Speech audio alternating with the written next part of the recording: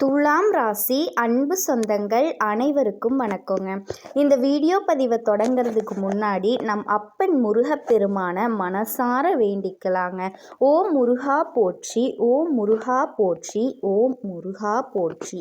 நம்ம இன்னைக்கு ரொம்ப ஒரு முக்கியமான விஷயத்தை பற்றி தாங்க பார்க்க போகிறோம்.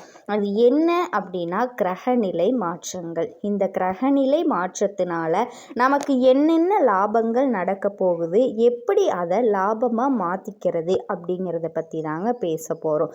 அவசியமாக இந்த வீடியோ பதிவை மிஸ் பண்ணாமல் பாருங்கள். உங்கள் வாழ்க்கையில் உங்கள் வீட்டில் எத்தனை பேர் ஜாதகம் பார்த்துருக்கீங்க? நீங்கள் ரிஷப ராசியாக இருக்கலாம், இல்லை மேச ராசியாக இருக்கலாம், இல்லை மிதுன ராசியாக இருக்கலாம், ஏன் 12 ராசியில் ஏதாவது ஒரு ராசியாக நீங்கள் இருப்பீங்க.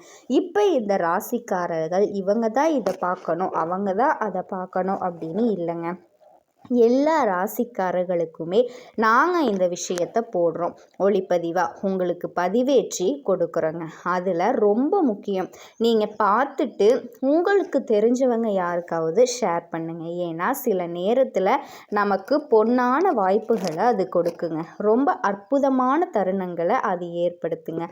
அப்படி ஒரு தருணம் தான் இந்த காலகட்டம். இந்த காலகட்டம் நம்ம வாழ்க்கையில் எதிர்பாராத திருப்பங்களை எளிதாக கொடுக்கக்கூடிய நேரங்க.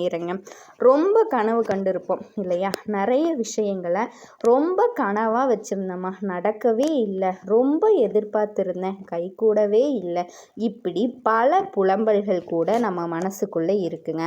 அதுக்கெல்லாம் இப்போ ஒரு தீர்வு ஏற்படக்கூடிய நேரம் வந்துருச்சு. தீர்வுனா என்னங்க? நம்ம நினைக்கிறது நடக்கும், அதுதான் தீர்வு. அப்படி இந்த தீர்வுக்குள்ள சில சூட்சமங்கள் காத்திருக்கு. இதில் எதை செஞ்சால் நமக்கு எளிமையாக தீர்வு கிடைக்க போகுது அப்படிங்கிறத பற்றி ஆழமாக உங்களுக்கு பரிகாரத்தோடு சொல்ல போகிறேங்க. அடுத்ததாக கிரக பயிற்சிகள். சுக்கிரன், ராகு, சனி, சூரியன், புதன், செவ்வாய், குரு, கேது அப்படின்னு எல்லா கிரகங்களும் நம்மளை எந்த அளவுக்கு இப்போ பாசிட்டிவாக நம்மளுடைய நடப்புகளை கொடுக்க போகுது அப்படிங்கிறத தெளிவுபடுத்துறதுக்கான பதிவு தாங்க இது. அதில் முக்கியமாக ஒரு 4 கிரகங்கள் நம்மளை மிரள வைக்க போகுதுங்க. இது ஆண்டவனினுடைய உத்தரவு. அந்த 4 கிரகங்கள், அதுக்கு நம்ம என்ன பண்ணணும், என்ன பரிகாரம் பண்ணணும் அப்படிங்கிறத பற்றியும் உங்களுக்கு தகவலாக கொடுக்குற அரிய சந்தர்ப்பம் தாங்க இது. வாங்க ஒவ்வொரு ராசிக்கு போவோம். உள்ளதை சொல்கிறதுல எவ்வளவு பிரச்சனை இருக்குது தெரியுமா? ஒரு உண்மையை மறைக்கிறதுல எவ்வளவு பிரச்சனை இருக்குது. சில நேரங்களில் உள்ளதை சொல்லணும் அப்படின்னுங்க, சில இடங்களில் உள்ளதை மறைக்கணும், சில இடங்களில் முந்திக்கணும். இப்படி சில தருணங்களை இப்போ துலாம் ராசிக்காரங்க செய்ய வேண்டிய கட்டாயமாக இருக்குதுங்க.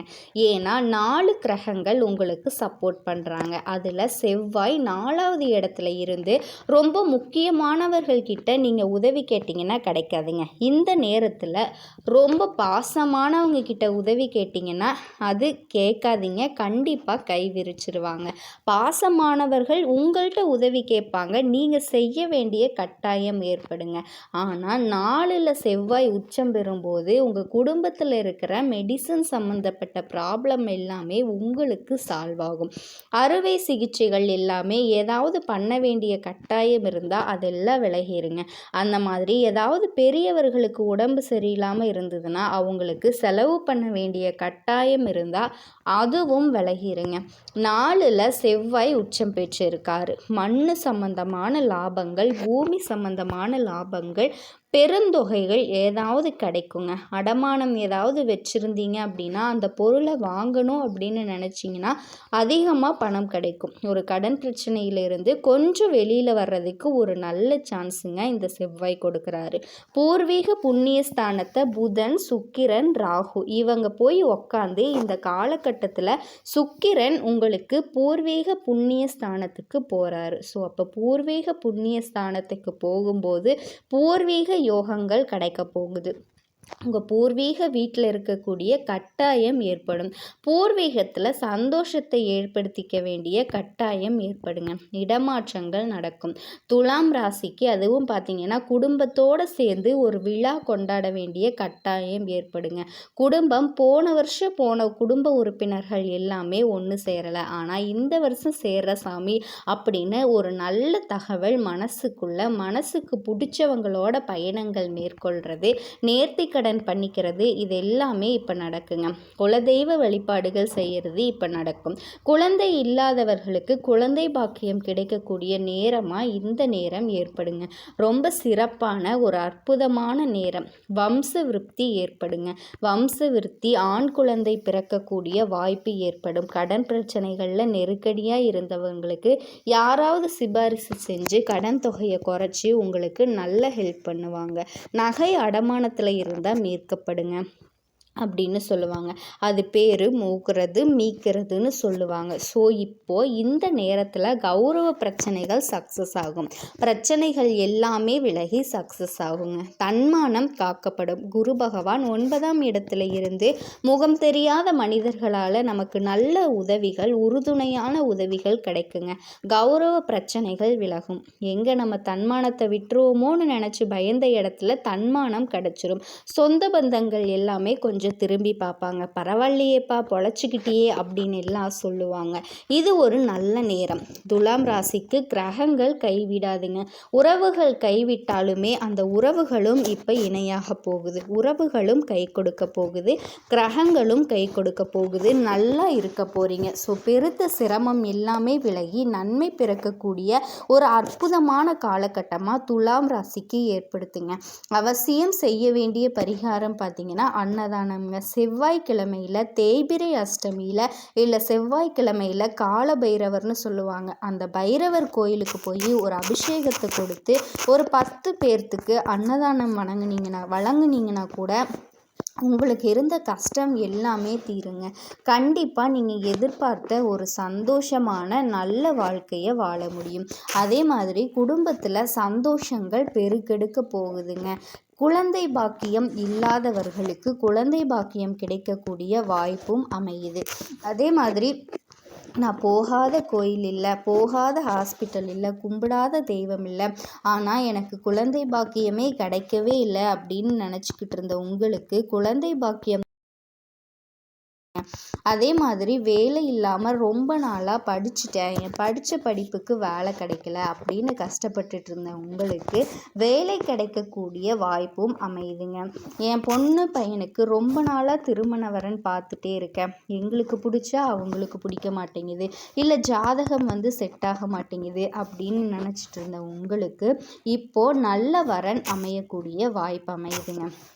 அதனால் துலாம் ராசிக்காரர்கள் எந்த ஒரு விஷயத்துலையுமே கவலைப்படணும் அப்படிங்கிற அவசியமே கிடையாது. தெய்வங்களை மட்டும் பரிபூரணமாக வேண்டிக்கிட்டீங்க அப்படின்னா உங்களுக்கு எந்த ஒரு கஷ்டமுமே வராதுங்க. மற்றவர்களுக்கு எந்த கெடுதலும் செய்யக்கூடாது. துலாம் ராசியை பொறுத்த வரைக்கும் மனசார கூட மற்றவங்களுக்கு தீங்கு நினைக்கக்கூடாதவங்க, தீங்கு நினைக்க முடியாதவங்க. யாராவது ரோட்டில் போகிறவங்க கஷ்டப்பட்டால் கூட ஐயோ இவங்க கஷ்டப்படுறாங்களே அப்படின்னு சொல்லி மனதளவில் வேதனைப்பட்டுட்டு வர்றவங்க. ஆனால் உங்களை மட்டும் மாற்றி மாற்றி நிறைய பேர் எப்போவுமே வேதனைப்படுத்திக்கிட்டு மட்டும்தான் இருக்காங்க. ஆனால் அந்த வேதனைகள் எல்லாத்தையுமே தாண்டி கடவுள் இது உங்களுக்கு ஒரு சோதனையாக வைப்பாருங்க. கண்டிப்பாக அந்த வேதனைகள் எல்லாமே இந்த காலகட்டத்தில் உங்களுக்கு நீங்க போகுதுங்க. நீங்கள் எதிர்பார்த்த மாதிரி சந்தோஷமான ஒரு வாழ்க்கையை, நிம்மதியான ஒரு வாழ்க்கையை வாழ போகிறீங்க. தெய்வத்தை மட்டும் எப்போவுமே கைவிட்றாதீங்க. உங்களுக்கு தெய்வம் மட்டும்தாங்க துணை.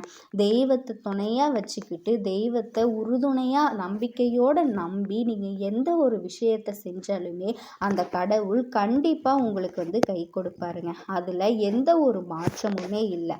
அதனால துலாம் ராசிக்காரர்களினுடைய வாழ்க்கை ரொம்ப சிறப்பாகவும் அற்புதமாகவும் அமைய போகுதுங்க. துலாம் ராசி அன்பு சொந்தங்கள் அனைவருக்கும் வணக்கங்க. நீங்கள் எந்த உறவை பிரிகிறீங்க? உறவுனா நம்ம ஒரு காதலோ கணவனோ மனைவியோ அது மட்டும் இல்லாமல் நண்பர்களாக இருக்கலாம், இல்லை நம்ம கூட வேலை செய்கிறவங்களாக இருக்கலாம். ஏதோ ஒரு உறவு எந்த சூழ்நிலையில் யாரை பிரிகிறாங்க?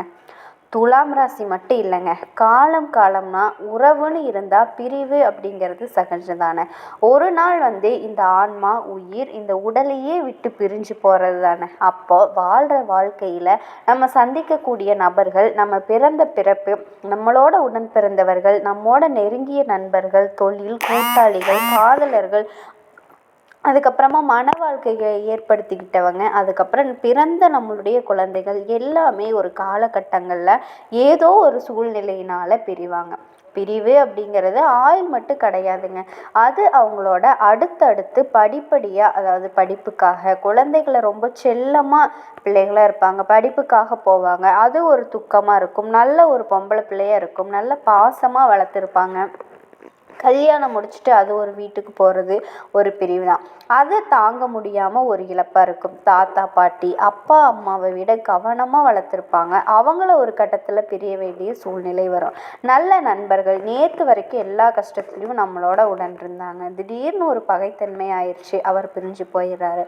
ஆக பிரிவு அப்படிங்கிறது உயிர் போகிறது மட்டும் இல்லைங்க, வாழ்ந்துக்கிட்டே நம்ம கண்ணு முன்னாடி நம்மளை நேசித்தவங்க, நம்ம கரம் பிடிச்சவங்க, நம்ம நேசிக்கப்பட்டவங்க நம்மளை பிரிஞ்சு அவங்க தனியாக இருக்கிற அந்த வேதனையும் நம்ம அதனால் பண்ணக்கூடிய மனத்துக்கத்துக்கும் கிரகத்துக்கும் சம்மந்தம் இருக்குங்க. ஜோதிடப்படி 12ஆம் இடம் அப்படின்னு சொல்லக்கூடிய அயன சயன போக மோட்சஸ்தானத்தில் தான் ஒரு பிரிவு இருக்குது. ஒரு பயணம், ஒரு நீண்ட தூரம் நீங்கள் போகிறீங்க, ஒரு தொலைந்து போகிறீங்க அப்படின்னா அந்த 6, 8, 12 எல்லாம் உங்களுக்கு சொல்லக்கூடிய அந்த துரதிர்ஷ்ட பாவங்கள் அப்படின்னு சொல்கிறோம். அந்த அடிப்படையில் துலாம் ராசிக்காரர்களுக்கு ராசியாதிபதி அப்படின்னு சொல்லக்கூடிய அந்த சுக்கிரன் மென்மையான மனம், இளகிய குணம், கூடுமானவரை யார் கூடயும் நமக்கு சண்டை வேணாம்ப்பா. பிரிவு அப்படிங்கிறது என்ன? சுக்கிரனால காதல். அது சிம்பிளாக பாருங்கள், ஒரு ஆர்டின் மாதிரி, ஒரு ஆண் பெண் இணைவு மாதிரி. காதலை குறிக்கக்கூடிய ஒரு ராசி, காவியத்தை குறிக்கக்கூடிய ராசி, காலச்சக்கர தேவனோட 7வது ராசி. அதனால தான் அந்த இடத்துல களத்திர பாவகம் அப்படின்னு சொல்கிறாங்க. காலச்சக்கரம் அப்படின்னு சொல்லக்கூடிய மேஷத்திற்கு 7ஆம் இடம்னு சொல்லக்கூடிய களத்திர ஸ்தானத்துக்கு ஆதிக்க கிரகமாக சுக்கிரன் வர்றதுனால கூடுமான வரைக்கும் அன்பு, பாசம், இளகிய மனம், நேசம் இது எல்லாமே நம்மளை விட்டு போயிடக்கூடாது, நம்ம கூடுமானவரை கொடுக்குற இடத்துல இருக்கணும் அப்படின்னு நினைக்கக்கூடிய துலாம் ராசிக்காரர்களுக்கு பிரிவு அப்படிங்கிறது அவங்களோட ராசியினுடைய அமைப்பு. அந்த லக்னத்தை பொறுத்து, சுய ஜாதகத்தை பொறுத்து, நடக்கிற தசாபுத்திகளை பொறுத்து இந்த ராசியாதிபதி அப்படின்னு சொல்லக்கூடிய சுக்கிரனோட ராகு கேதுகள் இணைஞ்ச தசாபுத்தி காலங்களில் ராசி மேலே ராகு பகவானோ கேது பகவானோ உட்கார்ந்துருந்து அவங்களோட தசாபுத்தி காலங்களில் தான் பெரும்பான்மையான இழப்புகளும் பிரிவுகளும் ஏற்பட்டு ஒருத்தருக்கொருத்தர் கடுமையான மனத்துக்கம் ஏற்படுறதுக்கு காரணமாக அமையுது. எல்லாமே துலாம் ராசிக்காரர்கள் வாழ்ந்துக்கிட்டே பிரியக்கூடிய ஒரு சூழ்நிலை இருக்குது அப்படின்னா எதை கையாளுவாங்க அப்படின்னா, அதாவது எல்லாருமே ஒருத்தர்கிட்ட சண்டை வருது, ஒரு பிரச்சனை வருது, ஏதோ ஒரு விஷயம் நம்ம பிரிஞ்சு போகிறோம் அல்லது அவங்க பிரிஞ்சு போகிறாங்க அப்படின்னா அதை தெரியப்படுத்துவாங்கல்ல. இன்றைக்குள்ள காலகட்டத்தில் ஏதாவது ஒரு உடனே பிளாக் லிஸ்ட்டில் போட்டுருவாங்க, அவங்க ஃபோன் வந்தால் கட் பண்ணி விட்டுருவாங்க, நான் உன் மேலே கோபமாக இருக்கேன் அப்படிங்கிற அந்த கோபத்தை தன்னோட பிளாக் லிஸ்ட்டில் வெளிப்படுத்துவாங்க. அதுக்கப்புறமா கொஞ்ச நாள் கழித்து சரியாவாங்க இல்லையா. அந்த துலாம் ராசிக்காரர்கள் எப்படி பண்ணுவாங்க அப்படின்னு கேட்டால், உனக்கு பிளாக் லிஸ்ட்டும் கிடையாது, கட் பண்ணவும் கிடையாது, சைலண்ட் மோடில் போட்டுட்டு நம்ம பாட்டுக்கு நம்ம வேலையை பார்ப்போம்யா அப்படின்னு சொல்லிட்டு தனக்கு கொடுக்கப்பட்ட வேலை அடுத்து என்ன வேலை அப்படின்னு போயிட்டே இருப்பாங்களே தவிர, இந்த சண்டை போடுறது, தேவையில்லாத வாக்குவாதம் பண்ணுறது, அவங்கக்கிட்ட போய் நியாயப்படுத்தி பேசணும்னு நினைக்கிறது அப்படிங்கிற ஒரு அமைப்பு துலாம் ராசிக்காரர்களுக்கு பெரும்பான்மையாக சண்டையிட்டு ஒருத்தரை பிரியணும் அப்படிங்கிற எண்ணம் இருக்கிறதே இல்லை.